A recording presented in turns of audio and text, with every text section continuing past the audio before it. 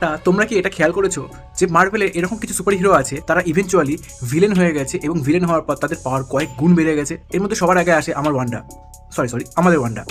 Wanda প্রথম থেকেই যথেষ্ট পাওয়ারফুল ছিল। সে নিজের হাতে ইনফিনিটি স্টোনকে ধ্বংস করেছে, ইনফ্যাক্ট থ্যানোসকেও একাই আটকে ছিল। কিন্তু ডার্ক হোল রিড করার পর তার শক্তির লেভেল অন্য জায়গায় পৌঁছে গেছিলো এবং তাকে টাচ করা মোটেও সহজ ছিল না। 2 নম্বরে আসে আমাদের ডক্টর স্ট্রেঞ্জ। ডক্টর স্ট্রেঞ্জ এমনিতেই সব থেকে পাওয়ারফুল সর্সারার সুপ্রিম ছিল। ইনফিনিটি ওয়ারে আমরা দেখেছিলাম যে সে ইনফিনিটি স্টোন আলার থ্যানোসকেও একা আটকে দিয়েছিল। কিন্তু হোয়াট ইফ সিজনে আমরা দেখেছি যে সে যখন ইভেল হয় তখন তার পাওয়ার এতটা বেড়ে যায় যে একটা গ্যালাক্সিকে ধ্বংস করার মতো এক্সপ্লোশনকেও সে পপকর্নের মতো খেয়ে ফেলে। 3 নম্বরে আসছে আল্ট্রন বা ভিশন। ভিশন এমনিতেই প্রথম থেকে প্রচণ্ড শক্তিশালী ছিল, কারণ তার কাছে মাইন্ড স্টোন ছিল এবং তার বডি ভাইব্রেনিয়াম দিয়ে তৈরি হয়েছিল।